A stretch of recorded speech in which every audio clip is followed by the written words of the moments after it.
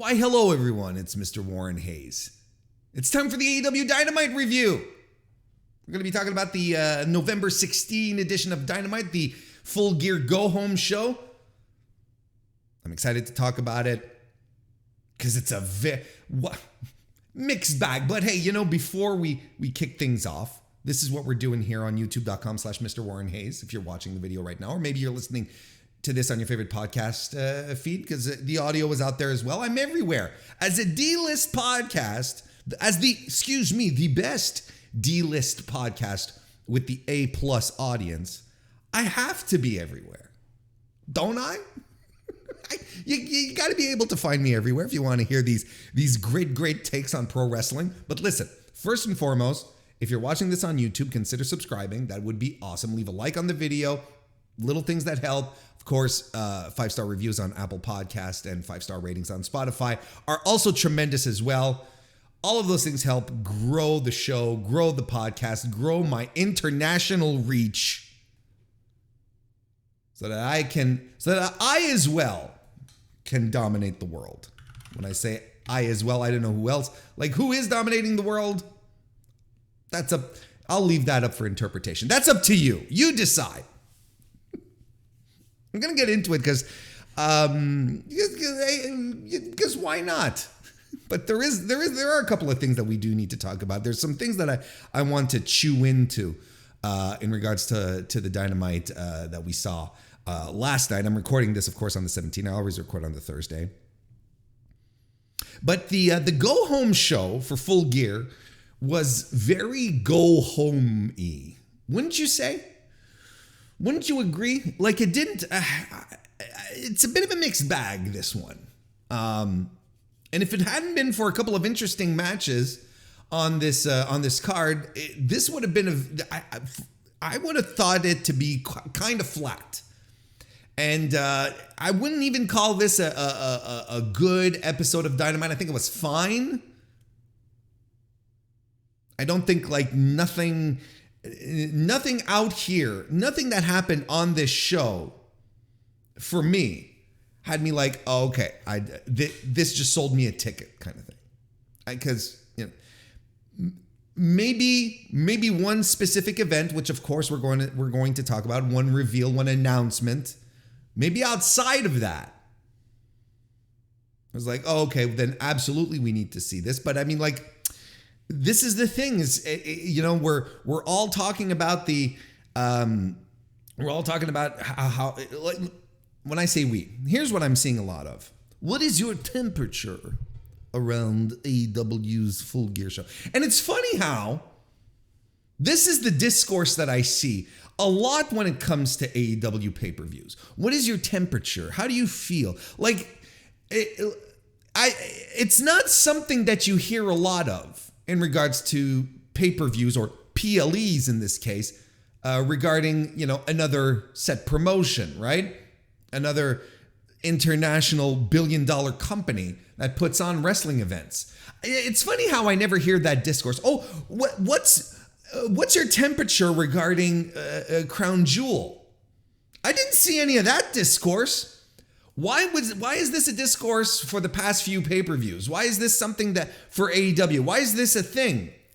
And listen, I know where these are coming from, and there's an entire market of, you know, extremely highly critical, unreasonably critical podcasters and, you know, figureheads, let's put it that way, out there who are unnecessarily critical and nag at things regarding AEW that somehow doesn't translate over onto the other side for WWE. We're going to sit here and argue whether a $5,000 to $10,000 buys difference for AEW is going to be the end, the destruction of the company, or the end of AEW. It's going to be another a sign of its imminent doom, right? We're going to sit around and talk about how everyone is so fed up about Ring of Honor, right? This is the discourse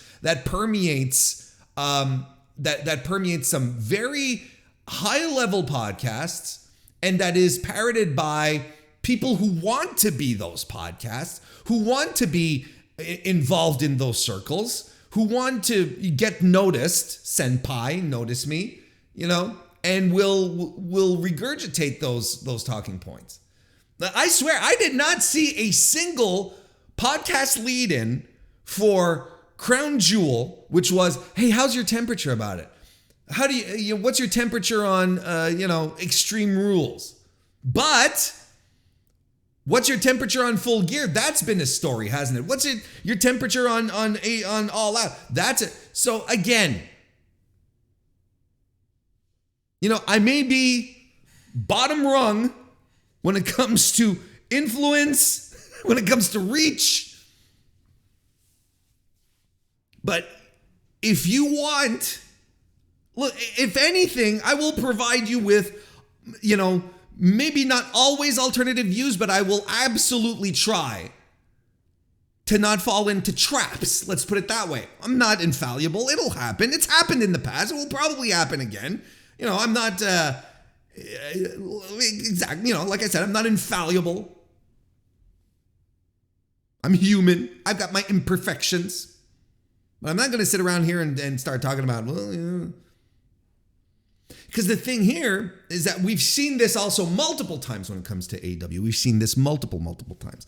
Is that we'll get a card, a Dynamite, a pay-per-view, and people will go, wow, doesn't feel really exciting. But then the flip switches, or the switch flips. But you could flip it, you could switch a flip. And because then the show happens and it's a great show from top to bottom.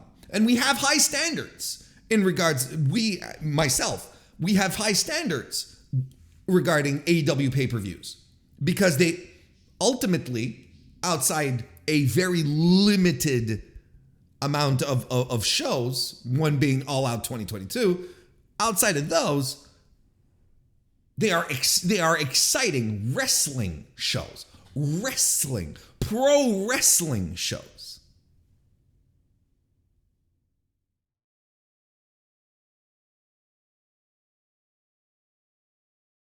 So I can understand people. I can definitely understand people looking at Fall and going, there's nothing really here that tickles me, that really gets me excited.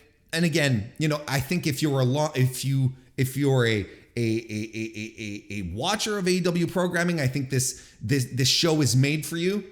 Like if you watch it and you enjoy the product and you enjoy the wrestlers, I think this is made for you because what you are going to get up and down this card are good to excellent matches. That's going to be the outcome here. I think it's invaluable here.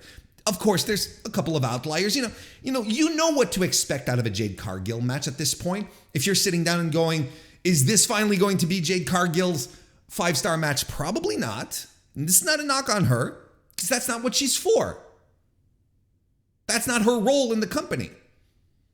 Kenny Omega, the Bucks, their role might be to dole out a match of the night. That's a reasonable expectation to have on their behalf. Doesn't mean they're going to do it. Doesn't mean they've been programmed to do it for this show. There's a lot of factors, but and you can sit around going, where's FTR? And you can sit around going, the Ring of Honor stuff is it. And you can absolutely go around and have those criticisms and they're valid. But if the fact that there's Ring of Honor stuff on an AEW card, if that's reducing your enjoyment, I don't know what to tell you. If FTR is not on the card, again, I don't know what to tell you. It's the same thing. Like, those are your favorites. I can appreciate that, but I don't know what to tell you. Is this the most fever-built card up to this point where people are super excited and really? No, I don't think it has that level of buzz, which is why I think we're going to have a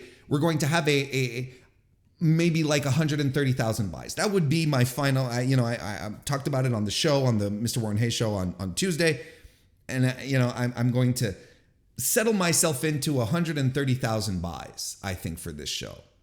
which is still going to be a success. But I think we are continuing on this downtrend of AEW shows for AEW pay-per-view buys.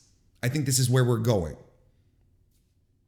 I think this is going to continue until we get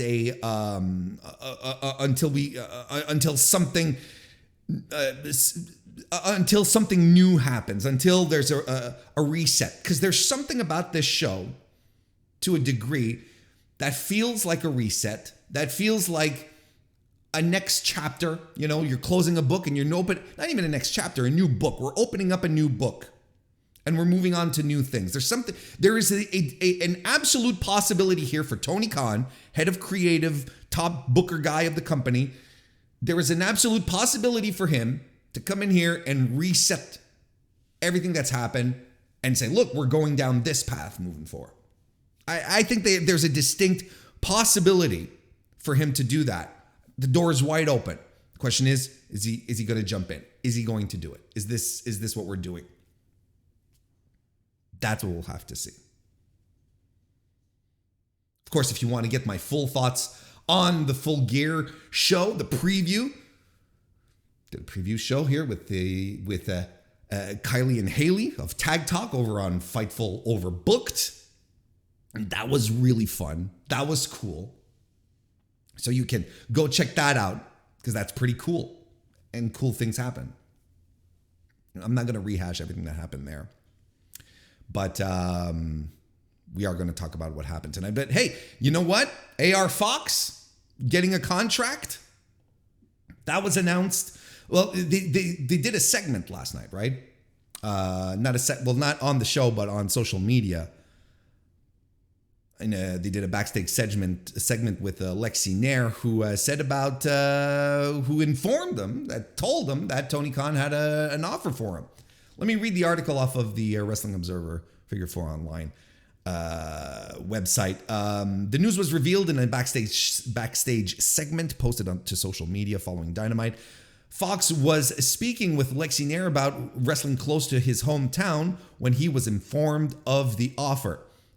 And this is a quote from AR Fox. "It's unbelievable to me. I don't think I have the words to describe it. I grew up about 10 minutes down the road, and I had my mother in the crowd here for a moment. I thought I might never reach, so I'm just waiting to be alone so I can cry." That was about, of course, about wrestling,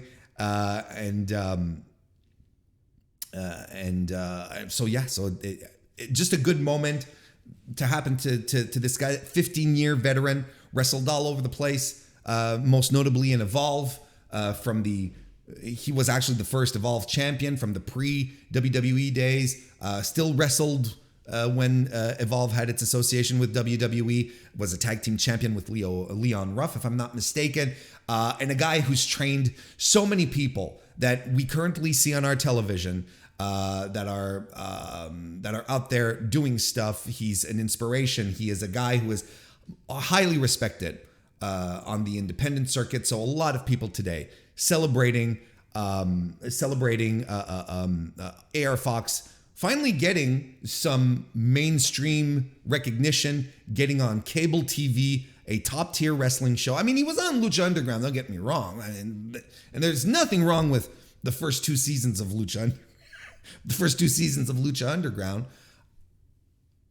But, you know, this is I'm super stoked for him. I think I woke up to this, pulled it up on Twitter, pulled up Twitter, saw that, and I was like, this is great news. Like, this is just great news. Congratulations. That's fantastic. So let's get into it. Let's get into the show in and about itself. Again, November 16 from Bridgeport, Connecticut. Not the Bridgeport. Bridgeport is a city, Warren, in Connecticut, the Total Mortgage Arena.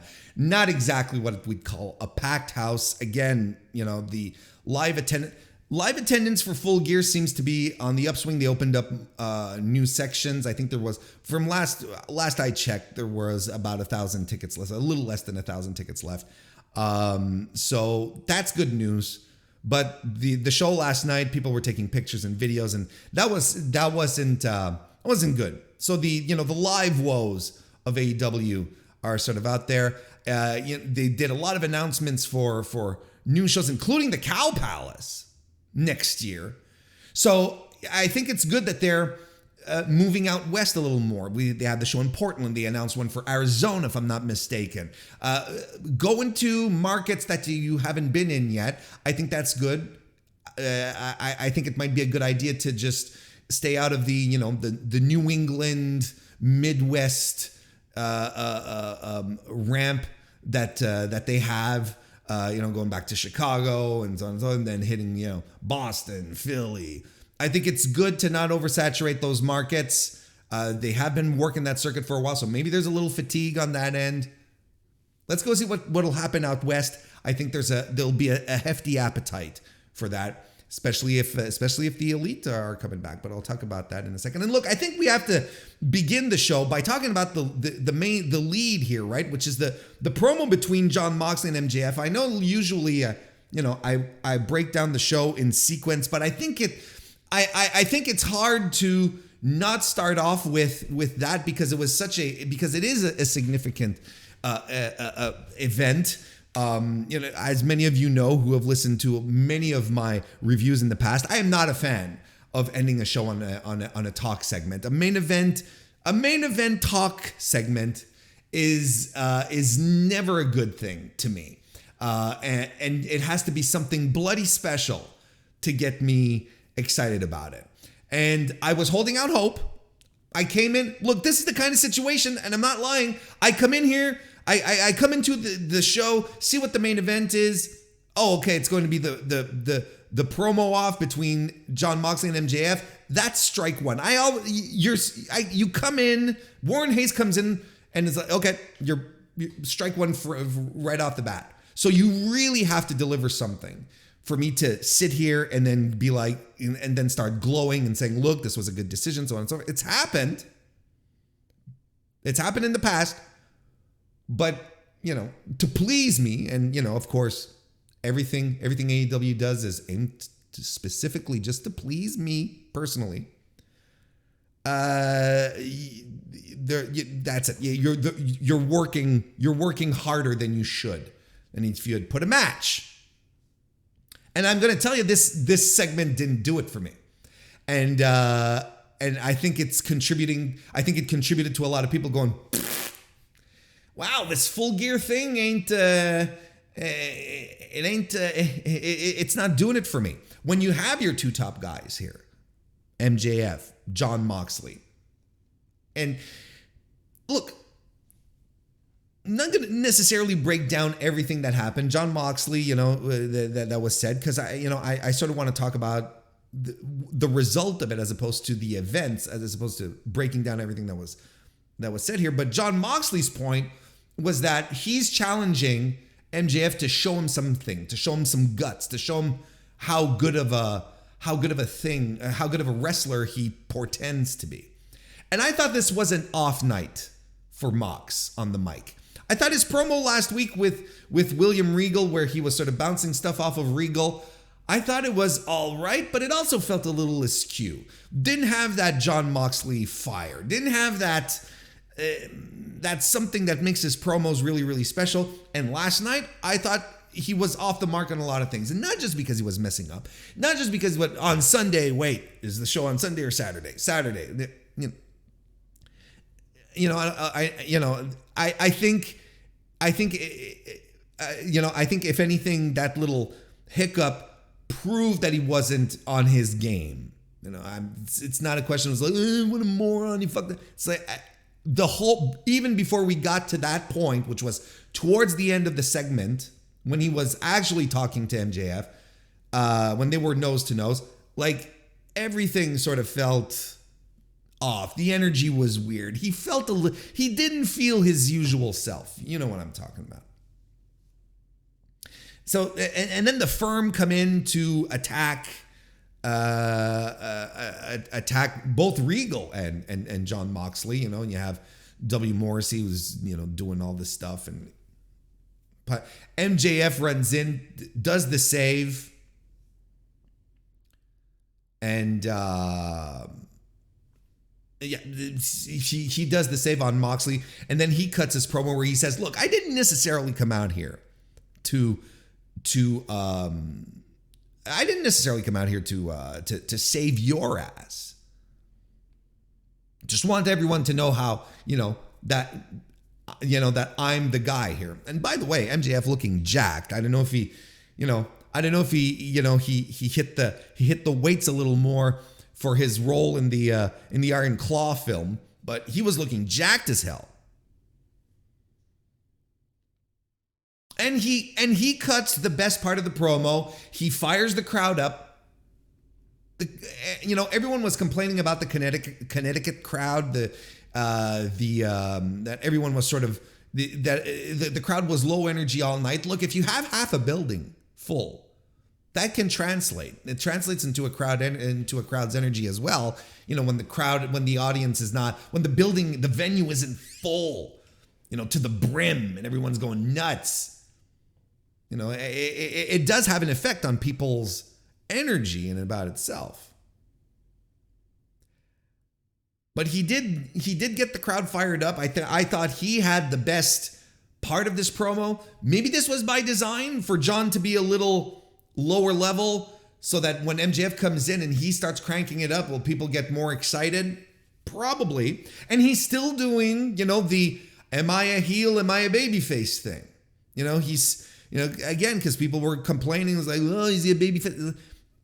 Of course, people complain about the weirdest shit. Is he a babyface? Like, who cares? At this point, this is the story we're telling. You're supposed to be asking yourself that question, right? This is what this is the tale that's being spun. And they stand face to face and they have a bit of a... But what needs to be pointed out here is that MJF in this promo, again, were direct references to CM Punk, or at least stuff that CM Punk has cut in promos in the past, right?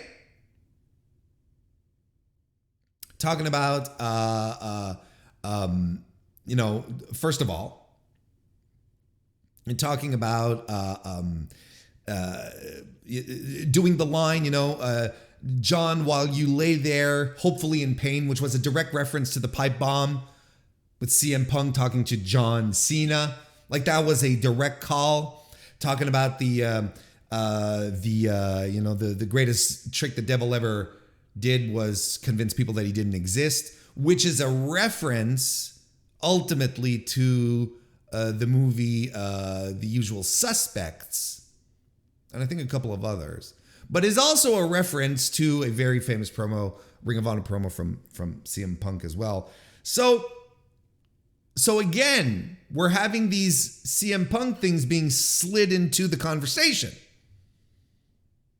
Now bear with me, because I'm not going to sit here and tell you maybe we should expect CM Punk to show up at Full Gear. I am not going to entertain that possibility with any of you at this point. I think the reliance on using CM Punk lines in promos these days, however, is very telling. Now, let's just put on our conspiracy helmets right now. Let's go tinfoil for a second, okay? Let's just have a go. Because I know right now that's a part of the discussion. It's part of the discourse happening in all Twitter discords and DMs everywhere. The theory, everyone going, well, what if CM Punk does show up? There's a part of me that still thinks that it's not going to happen. But the reliance on CM Punk lines, again, cannot but not set the seeds of doubt in my brain. Just like it's done with a lot of people. But everything that is brewing in my brain right now is very conspiracy based. There's nothing for me to latch on to. But let's tinfoil it for a second. Let's just look at the facts here. CM Punk has been media silent for months at this point. Completely media silence. Does that one event, that one thing where he's that one thing. He called an MMA show somewhere, right? With that weird hairdo. That's one thing.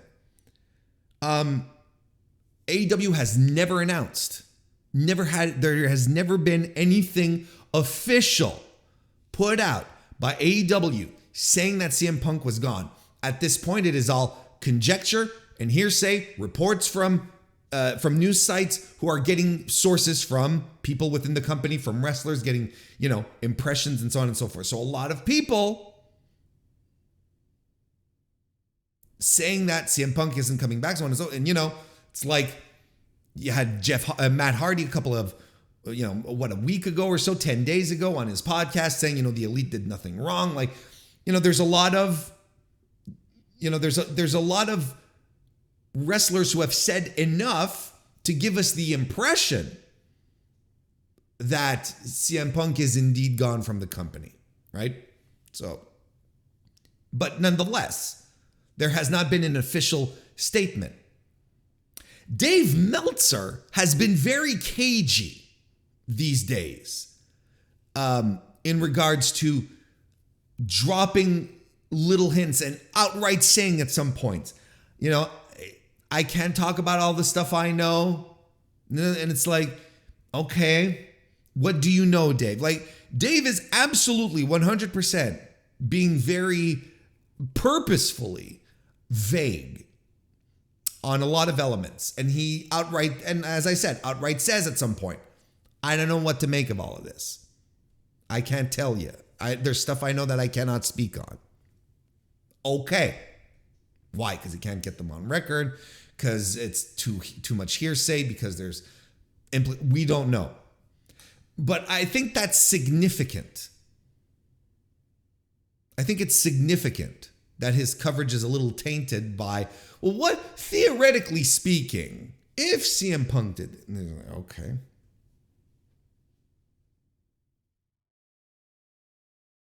So there's that.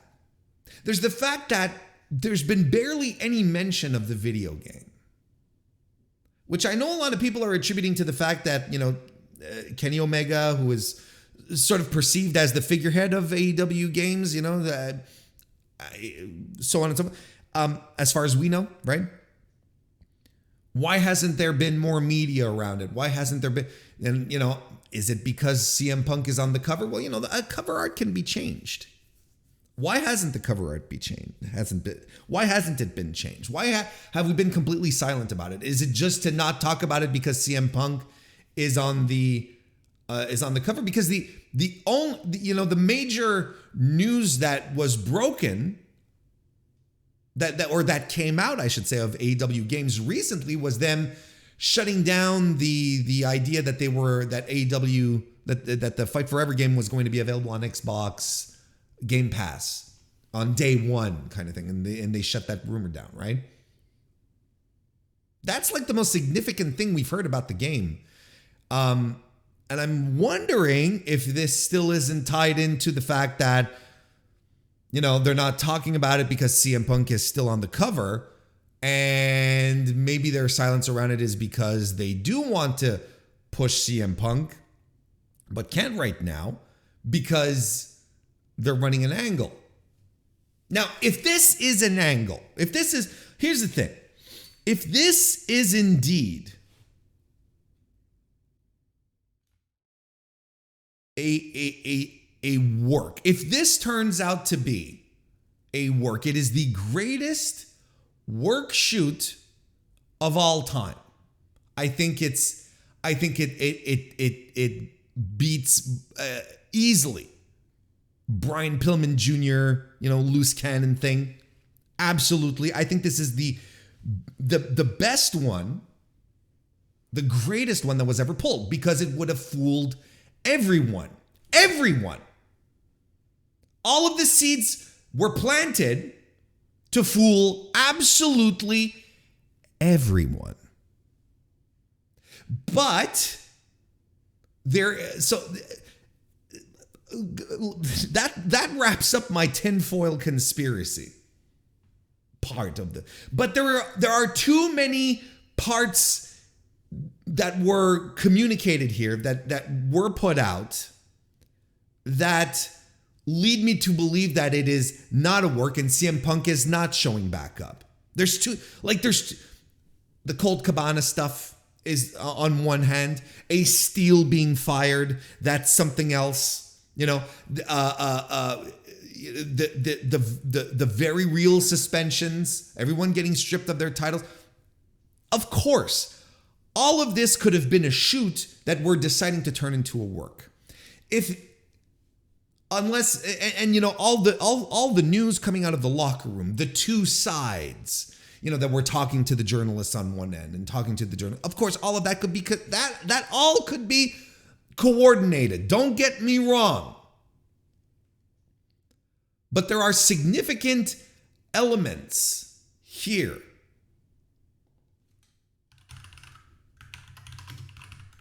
There are still significant elements here that are still too odd.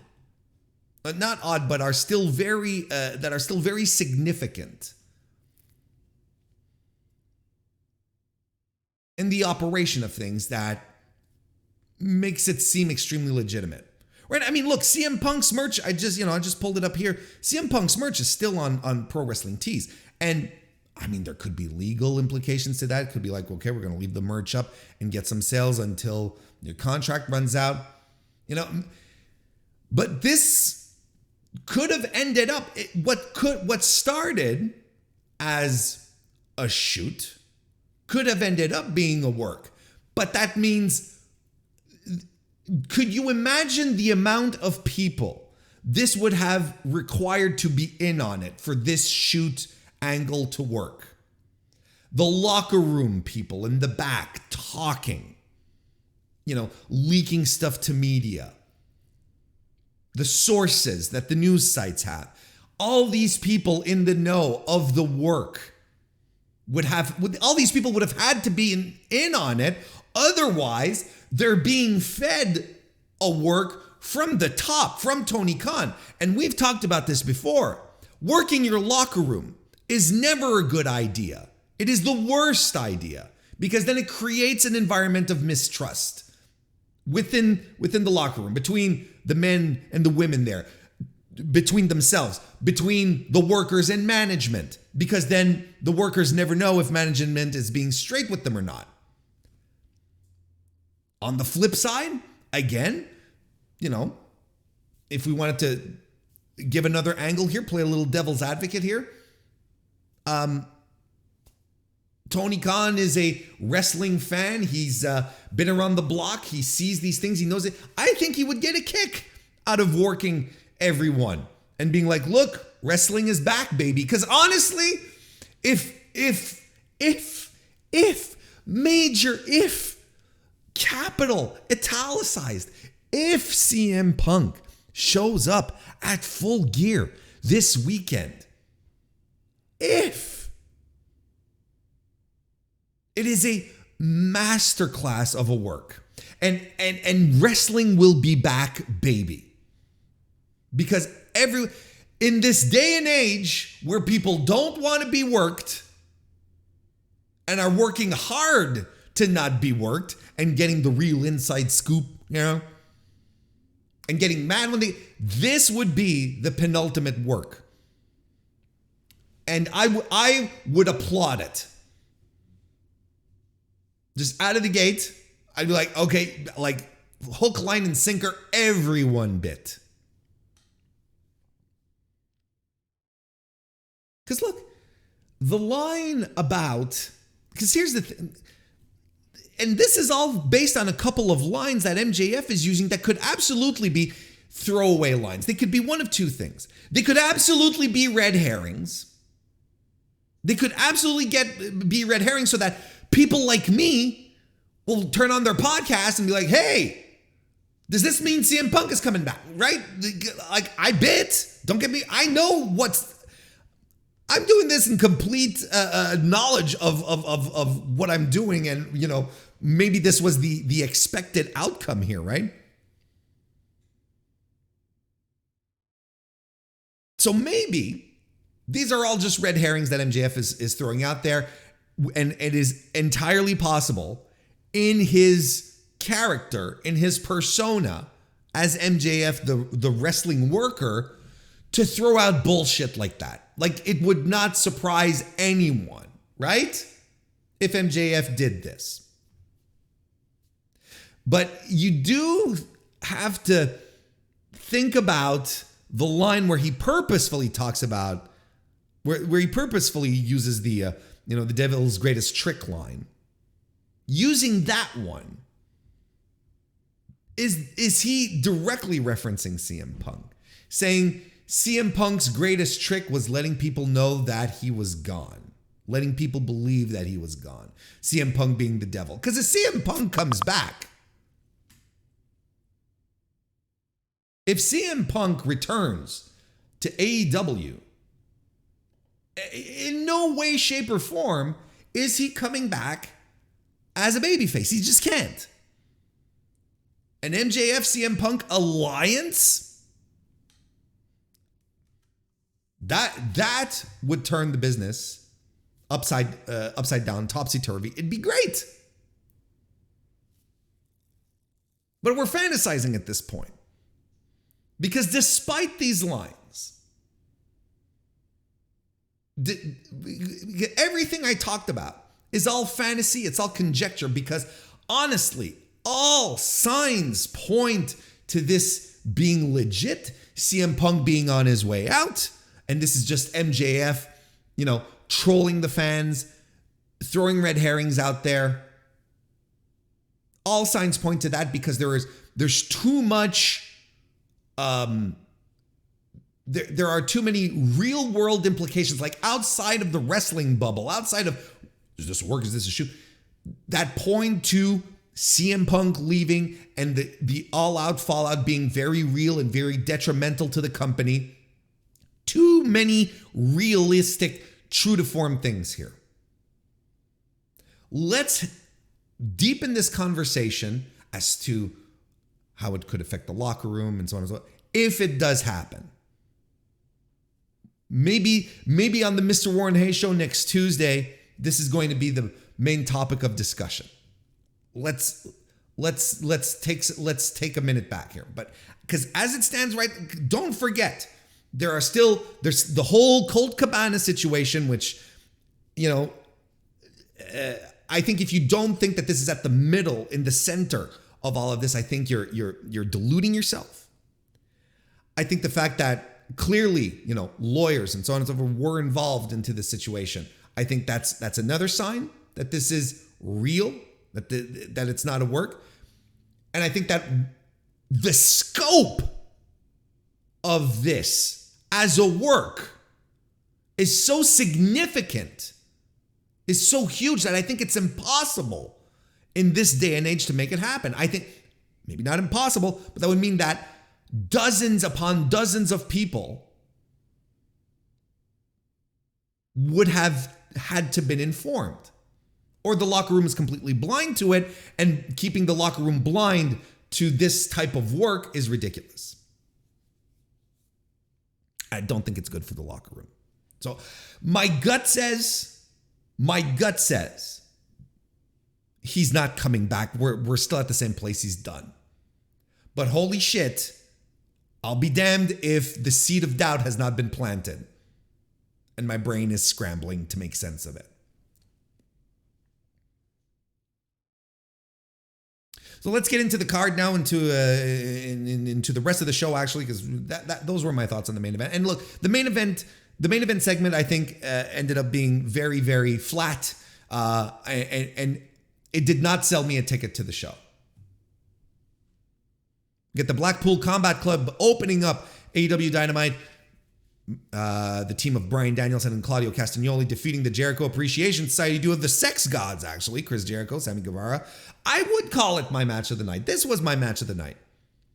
Breaks down early with fighting everywhere, inside the ring, outside the ring. Ends with stereo hammer and anvil elbows by the BCC boys.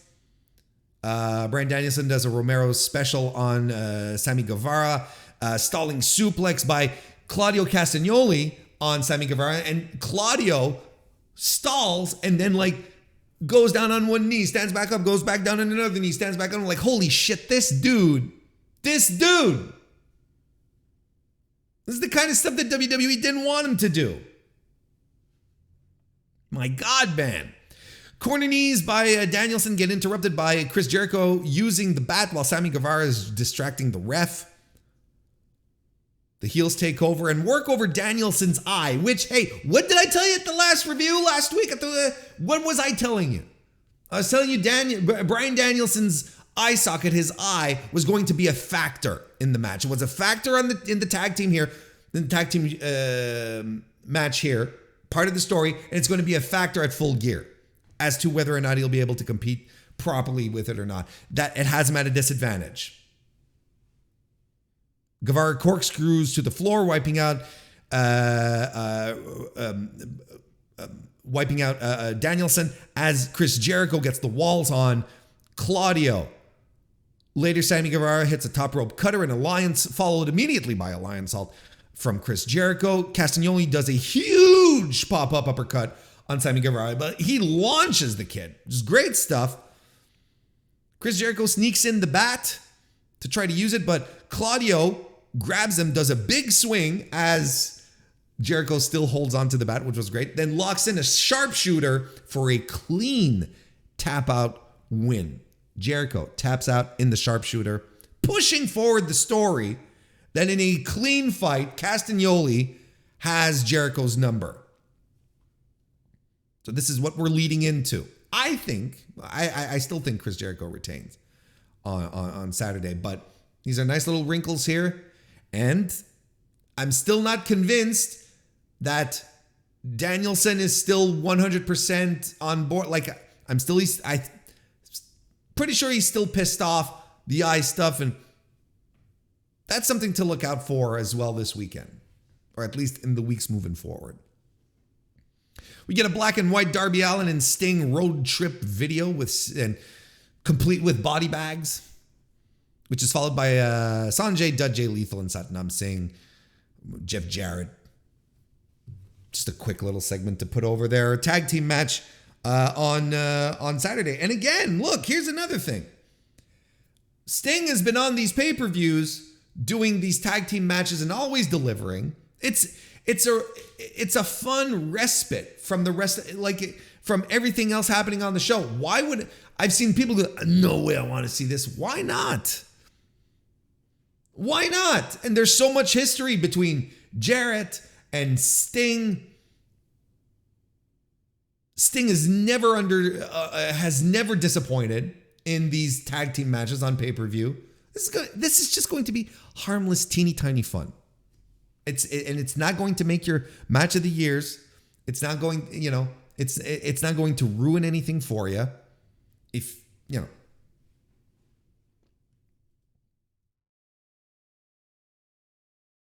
Then we get a singles match between Swerve Strickland and Anthony Bowens. But first and foremost, the Acclaimed come out to present their music video.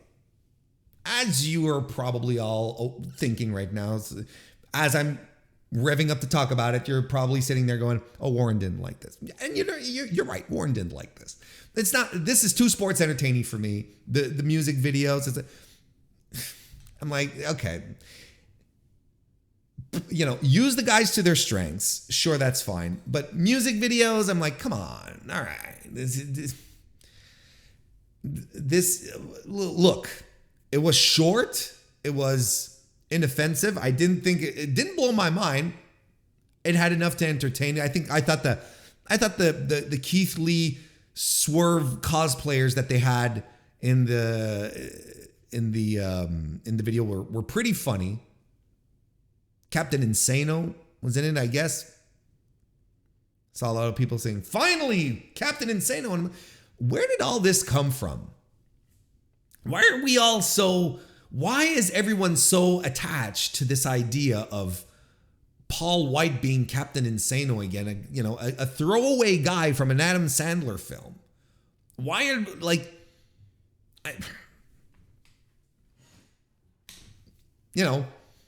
Tall Paul is doing great outside of everything. And I'm like, sure, it's a nice little throwback. That's fine. But people are like, finally, when are we going to get to see more? Do we want to see more Captain Insano?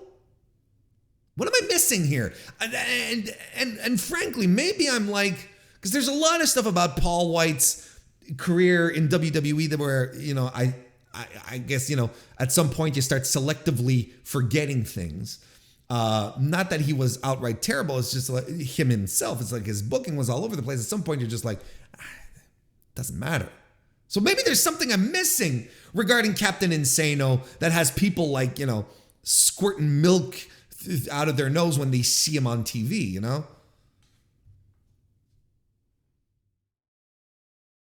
Anyway, this was a fine little match.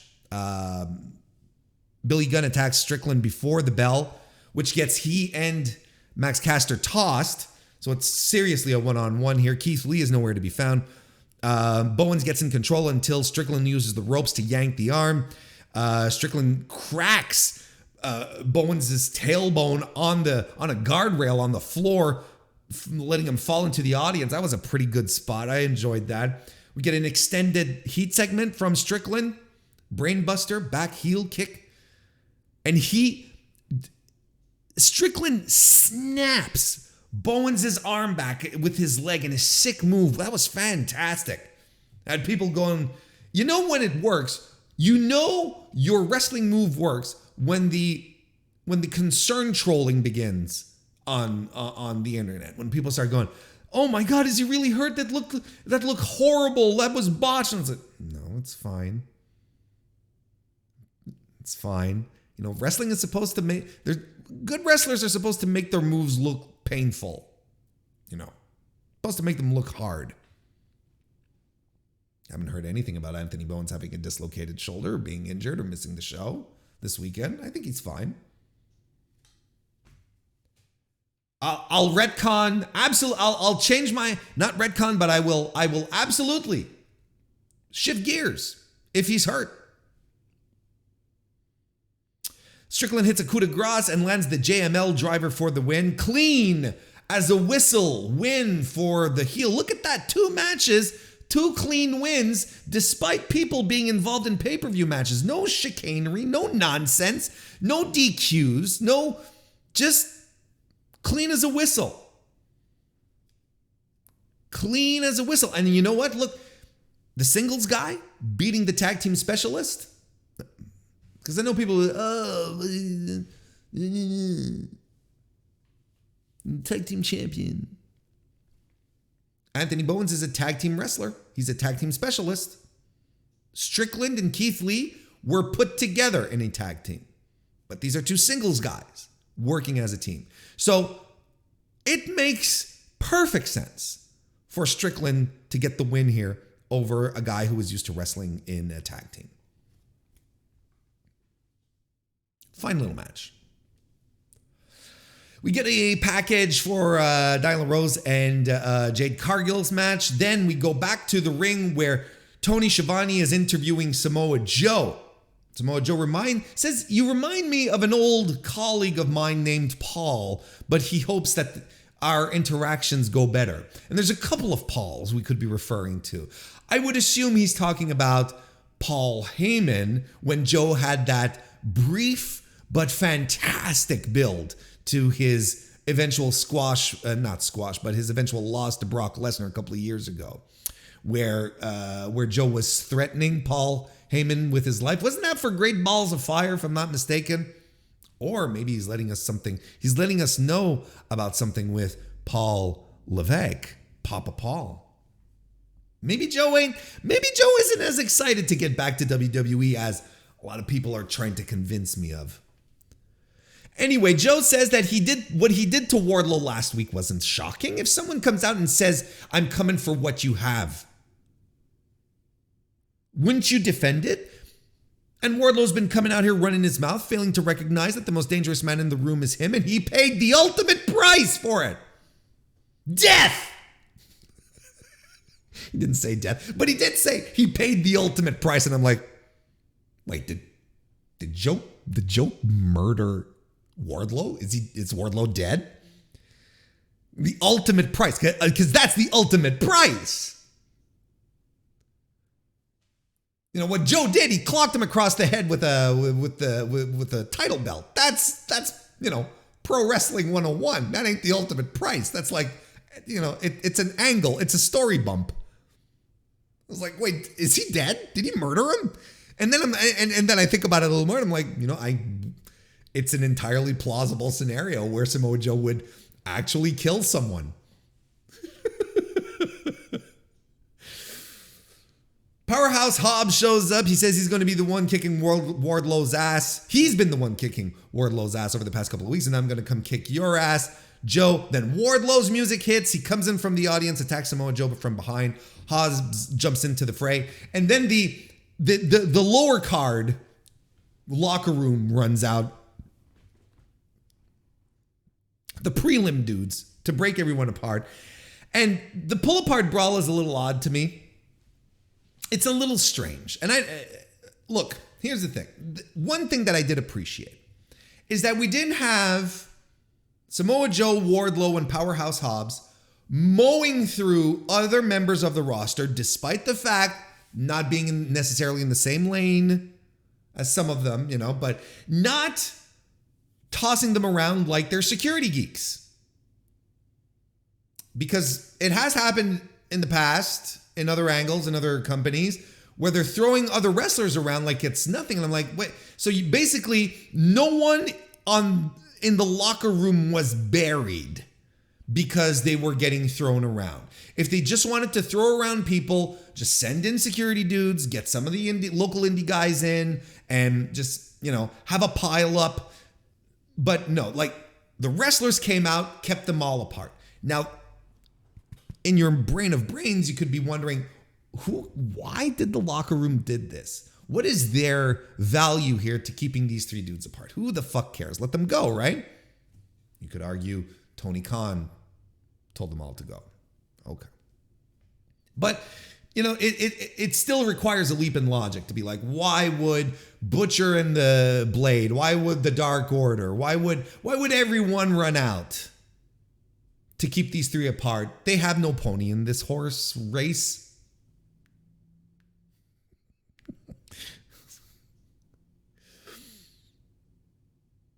But, at least, the locker room wasn't buried here. But then at the same time, I think it prevented a situation where, the three meaty men could have been throwing dudes around trying to get at each other. And this segment ultimately ended up a little flat, despite Wardlow doing a fucking tope con hilo onto the floor. I don't think this segment hit. I think Samoa Joe was great. Samoa Joe on the microphone is fantastic. Hobbs in this circumstance with these three guys, I think he's being elevated. Wardlow is still over. And I'm going to address it because everyone fucking does. Every time we talk about Wardlow, he's not as hot. And I would concur. He is not as hot as he was towards the end of the MJF thing. I think MJF's hissy fit and subsequent disappearance from AEW for a while, I think that ended up hurting Wardlow more than anything else. But I don't think he's been well booked either. I think there are some significant criticisms to be done in that regard. I still think about that awful, 20 man on one match, with the security dudes. That was trash. Wardlow, what should have been done with Wardlow, and I'm going to end it here because I'm sick of the discussion, and this is my true to form thought. Wardlow should have had the Cody vision of the TNT title, which is open challenge, bring up guys from the indies, give them a little showcase / tryout, Put them up there on a stage, but have Wardlow go through them while building a contender in the meantime. And I think it was mishandled. We're not done with the title reign yet. We'll see what happens after Full Gear. Maybe after Full Gear, we'll have on the Mr. Warren Hayes show, I'll do a retrospective and we'll get into the nitty gritty of it. As it stands right now, no, I don't think his TNT title run has been successful. No, I don't think he's as hot as he was a few months ago. And that's entirely on the booking. Is he still over? Oh, fuck, yes. People still love Wardlow. They still love the Powerbomb Symphony. They know what they're in for.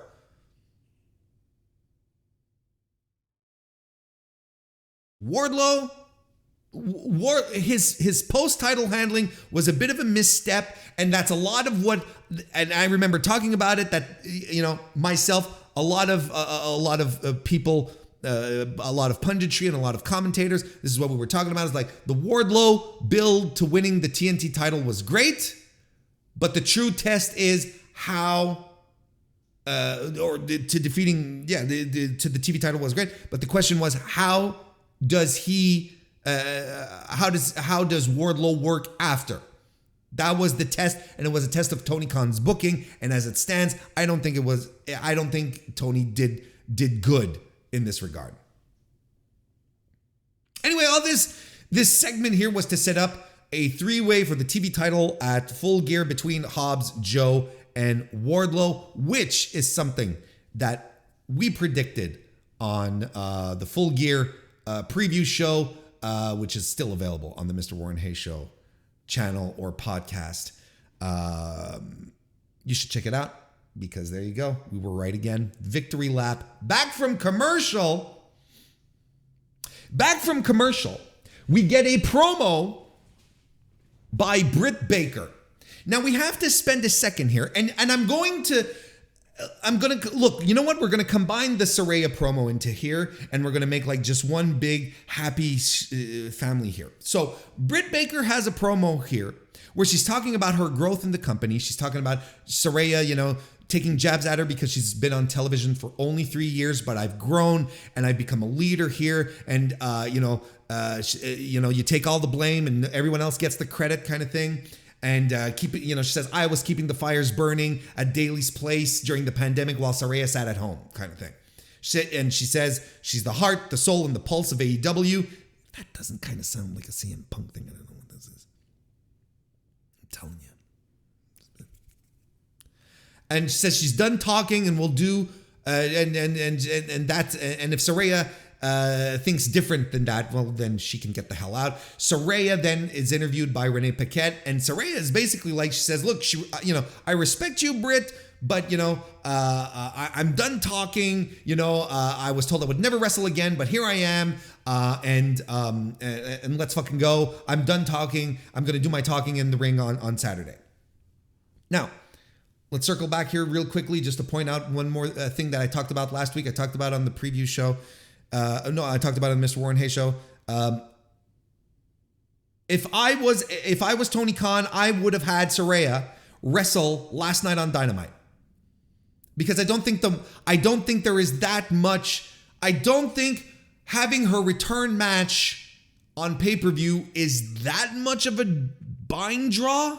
I think there would have been more value of putting Saraya in a ring before the big pay-per-view match to let her get that first return match out of the way, get the nerves out, get the initial ring rust away. Let's see where we're at, because holy shit, there's a lot of pressure on her. She said it herself on an interview with Renee Paquette on Renee's podcast, that she feels that, the entire world is going to be scrutinizing what she's doing. And hell yes.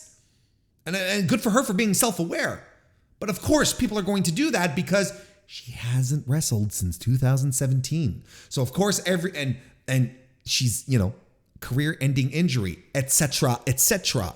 So of course, people are going to be hyper-focused on this match to see how she's doing, which is why I would have given her a match on Wednesday, Dynamite, to just get the kinks out. have her take her footing there. I think none of us have seen her train. We don't know where she's at. We don't know how capable she can do it, but this is going to be her first match in 5 years. And no matter how much you train, and multiple wrestlers have told me this in the past, no matter how much you train for a comeback, for a return, whether it be after an injury, whether it's after time off, the first match back is always a bundle of nerves for multiple reasons. Let her bump, let her take a couple of bumps, test out the neck, just make her feel confident. Let's have this conversation next week on the Mr. Warren Hayes show after the pay-per-view was aired. See how right I would have been or not. But we're going back to the promo now. Britt here clearly, absolutely 100% clearly delivered a babyface promo. Anyone who thinks it is the opposite is deluded. But this was a babyface promo that she was cutting. What was my talking point about the Saraya stuff last week that I've been telling you guys? They have to tread carefully here, because the way Britt has been approaching things, this can absolutely blow up in Saraya's face and have the audience turn on her. And I think the audience has actually started to turn on her. Last week's Dynamite, Saraya was getting some strange reactions, while Britt was calling to the energy of the AEW fans, the AEW faithful. I'm not talking WWE people watching into AEW. I'm talking about the people who were there when AEW started, when Britt was there, when Britt was pushed to be the face. It didn't turn out. She was then became a heel and then became the face of the women's division, right? We were all there for that. We all saw Britt's transformation. We cheered it on. We were excited for it. And to this day, I still don't understand all the heat, all the shit that Britt Baker gets on. I honestly don't get it, because Britt is a pro. She is a consummate professional every time she's on television. Some things hit, other things miss, which is par for the course. That's normal. Expecting everything to be high level, top level all the time is a little ridiculous. Everyone tries their best, and sometimes, you throw things at the wall, it doesn't quite work out. The hamburger stuff with Nyla Rose, that didn't quite hit as they had hoped it would. No, absolutely not. But this promo hit, but it hit as a babyface. Now, I can only assume that there are people backstage going, you know what? We cannot, with everything that's been done, we cannot, in good faith, to the audience and to Saraya, we cannot push her as a babyface. We cannot try to convince people that she's a babyface. People are siding with Britt, which has always been a thing about Britt's career, right? Since she's been a heel. It's a whole other discussion. We've talked about it in the podcast before. So if anything, if I'm, again, you're asking me, we're putting money on this, Britt Baker we're getting a double turn, is what I'm trying to get at Full Gear. Britt Baker, babyface. Britt Baker, absolute baby, turns 100% babyface. Saraya goes full heel. We get a double turn. And I think that's how you salvage Saraya at this point. Because Saraya didn't endear herself to AEW fans. She really did not. Not in the way it was approached, and especially not in the way that that Britt countered. Because look, Saraya's comeback from injury is an inspirational tale. One that should absolutely garner sentiment and sympathy and be like, go, fucking right. You've worked hard to get back to this. You've been cleared. Good for you. For real. That's a basic babyface thing, but they didn't lean all that much into it. They leaned into Saraya's coming in and I'm going to bring a revolution. We're going to make this division as great as it could be. And I'm like, what the fuck? This is weird. And they kept doubling down on it while Britt Baker is like, hey, this division was fine without you and will continue to be fine because I built it here. There's a bunch of women here who worked hard at it. This was a babyface promo. So I can only assume we're getting a double turn. Otherwise, we're completely missing the point. The room has been entirely misread. And Tony Khan's been being fed stuff that he's being told, yeah, this will work, and it's not working. If we continue to push Saraya as a babyface, saying, I'm coming in to save the women's division, while Britt Baker is standing there going, no, I'm the heart and soul, I built this. It's a dichotomy that just is not working.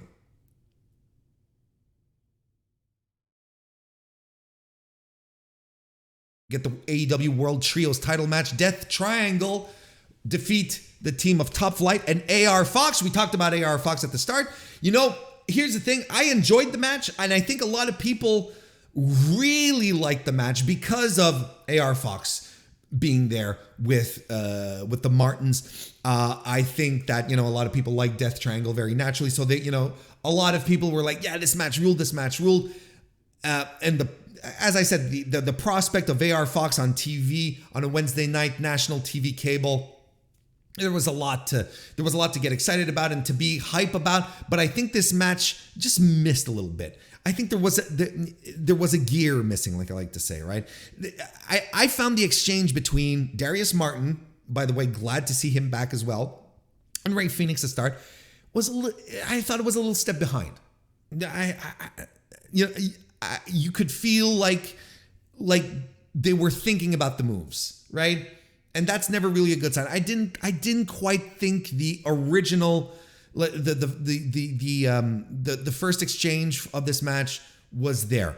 Dante, Penta, I thought it was pretty cool with Dante laying it on thick. I think that was fine.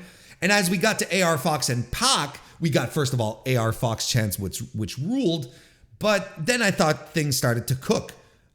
Rolling cutter on Pac by AR Fox, and that no look, run up the post, moonsault to the floor shit, which is just absolutely fantastic. Death Triangle triple team, AR Fox worked the knee, Top Flight takeover with combination offense and dives. AR Fox does an acai senton, like just great stuff. Low main pain to Phoenix, 450 splash, but we get a fear factor by Lucha Brothers. Phoenix wipes out Top Flight in the meantime, which all ends with a black arrow by Pac on AR Fox for the win. Again, I just felt like, to me, it didn't live up to what this could have been.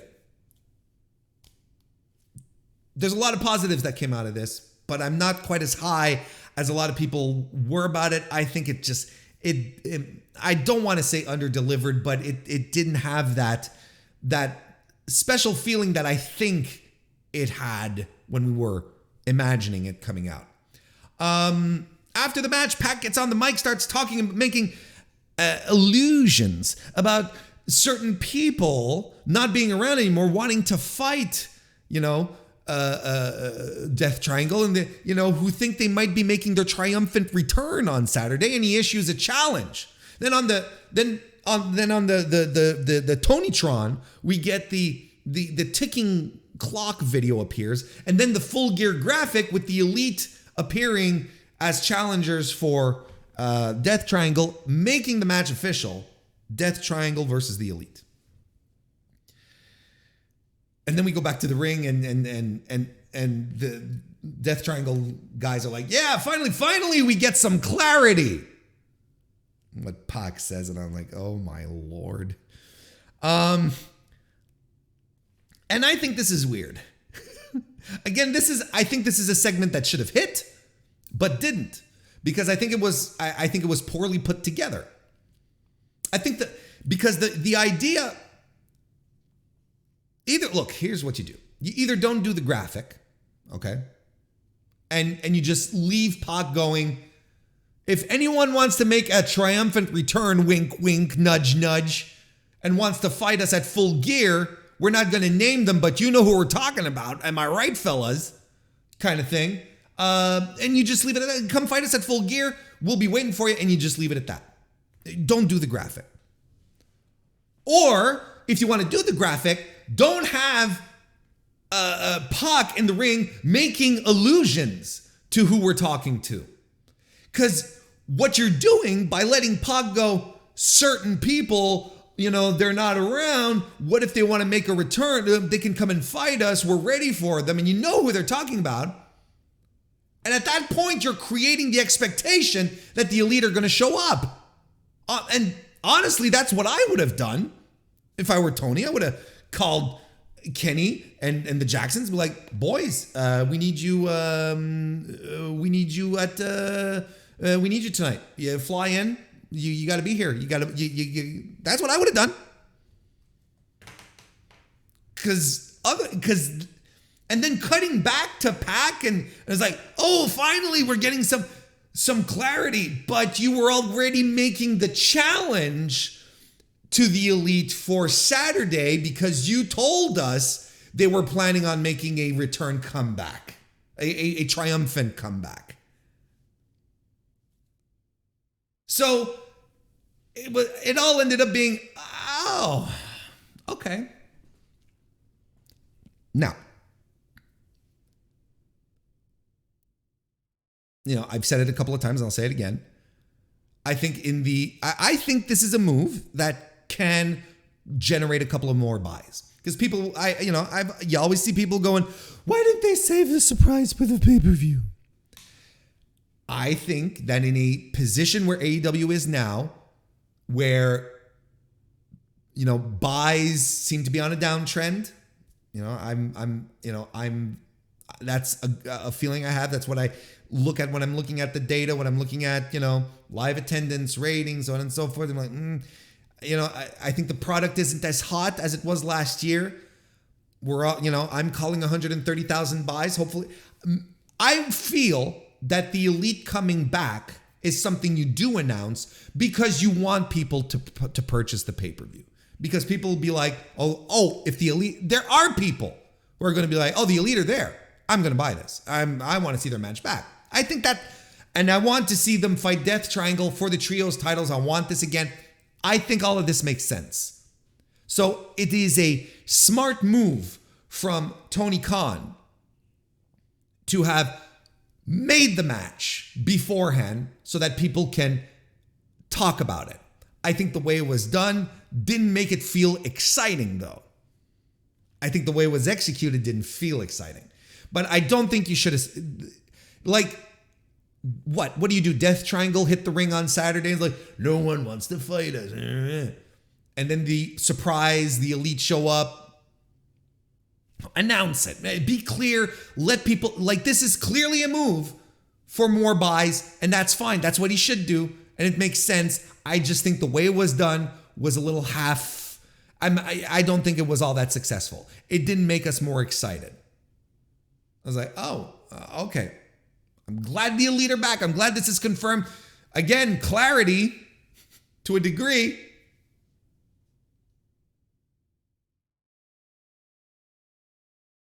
Ricky Starks cuts a promo. He says he's going to beat Lance Archer on Friday. I don't know what they're doing with Ricky Starks. I thought that they were going to do his first, because he's still in the first round of the Eliminator. He's the only one left who hasn't wrestled a match in the Eliminator tournament, whose finals are supposed to be Saturday, in case you're forgetting. So I don't know what they're doing. I had projected that they were going to give him a big week, right? Stack the deck even more against Ricky Starks, that it's already stacked as it is right now, right? Because he's fighting Brian Cage, he's fighting Lance Archer, these huge maniacal dudes, right? These powerhouses. And then have him wrestle on Wednesday, have him wrestle on Friday, then have him wrestle on Saturday again. But no, they're having him wrestle on Friday. They're having him wrestle on Friday. He's wrestling Lance Archer. He hasn't mentioned about his second round match. And I know Ethan Page talked about the finals at Full Gear on Saturday, but he still hasn't, Starks himself hasn't addressed it. And AEW hasn't addressed it. So what are they doing? Is it gonna be Friday night Ricky Starks? 2 Ricky Starks matches plus the Jun Akiyama Konosuke Takeshita tag match against Eddie and Ortiz? Is that what we're doing? Putting it on the pre-show? I saw people put it on the pre-show. Why would you put it on the pre-show?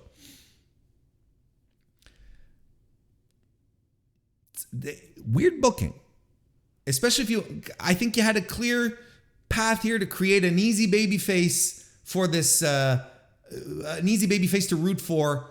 I would have, look, a couple of things I would have done away with on that, on AEW last night. You know, the Acclaim bullshit. That's what it was bullshit. You know, I would have done away with that.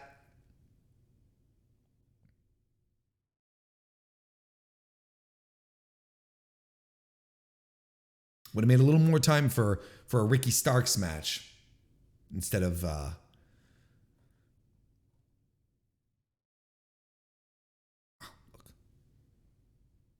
you know, I don't think we needed Swerve and the Acclaimed in a match, is my point. You could have done the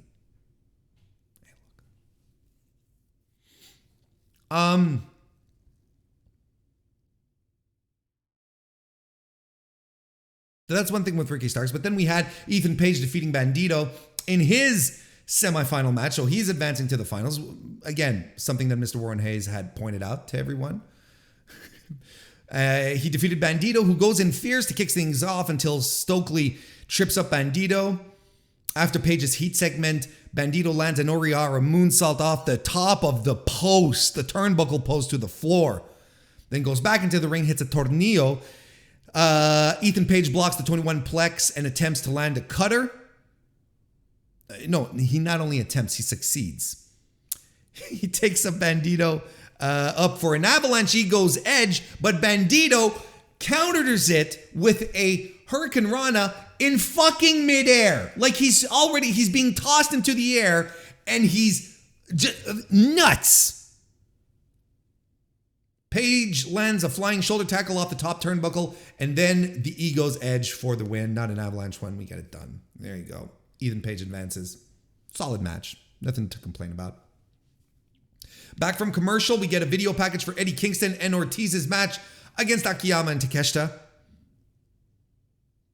Really driving home the point of how significant this match is for Eddie Kingston. I cannot wait. Again, AEW, if Tony Khan's deal, like I was talking about on the Mr. MrWarrenHayes show this week, if Tony Khan's deal for Rampage to get the ratings back up, so on and so, is for Rampage to become the hardcore wrestling fan show, where we're going to get Katsuyori Shibata out of nowhere, where we're going to get Jun Akiyama, where people who are going to watch it aren't people who need 6 weeks of video packages and detailed explanations as to who these people are, who will be able to jump in and just watch it.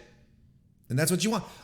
Otherwise, because honestly, as I was speculating, who else is watching pro wrestling on a Friday night at 10 p.m. if it's not a hardcore wrestling fan?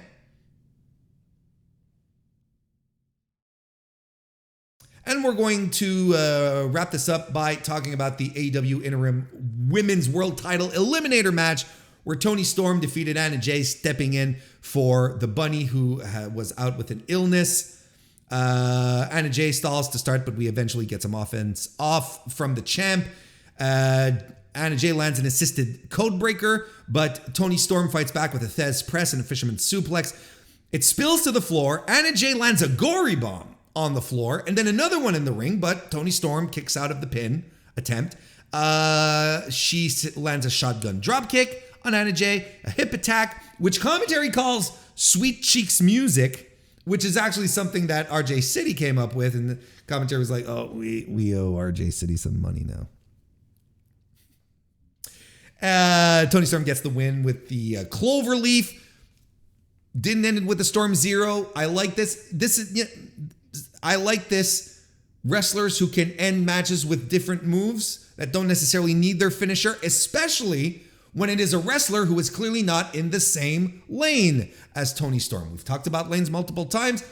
As much as I enjoy Anna Jay, she is not in the same lane as Toni Storm is. She's not, someone who is who you instantly consider as world championship material. She still has a ways to go, and this proves it here. Toni Storm locks in the cloverleaf, so it's another way for Toni Storm to end the match. We're going to reference this with Jamie Hayter on Sunday. And speaking of which, Jamie Hayter came in after the match. They had a stare down. Again, just in case you haven't watched the AEW Full Gear preview show yet, I just want to emphasize that the Jamie Hayter, Toni Storm match from this pay-per-view upcoming this Saturday has the potential to be the best AEW women's match the company has put on to date. Two absolutely remarkable, fantastic wrestlers. It has all the potential to tear the house down. This could be the sleeper match of the evening. This could be the best AEW women's match in history so far because these women are too goddamn talented. And yes, I still believe Jamie Hayter is going to lose because it is too soon to put a championship on her. And the interim title, come on now. No disrespect to Toni Storm, but don't start swapping the interim title around. That's not what it's for. It would be a bad decision. Twitter's going to lose their mind when Jamie Hayter loses. I'm going to sit back calmly and I'm going to walk everyone through it. I'm going to make sure that everyone sort of sees that this was a good booking decision as opposed to... There you have it. So that's the AEW Dynamite recap review for today for November 17. Next time we speak... We're going to be on the Mr. Warren Hayes Show next Tuesday, so be sure to be there. Like this video if you haven't already. Give us a 5-star review on the Spotify. On the Spotify. 5-star review on Apple Podcast. 5-star rating on Spotify. Anything you can do to show a little love for everything I do. Because I do it for you. As Bryan Adams told us. Look, thank you all just for hanging out. Enjoy Full Gear. Have a great time, everyone. We'll see you next time.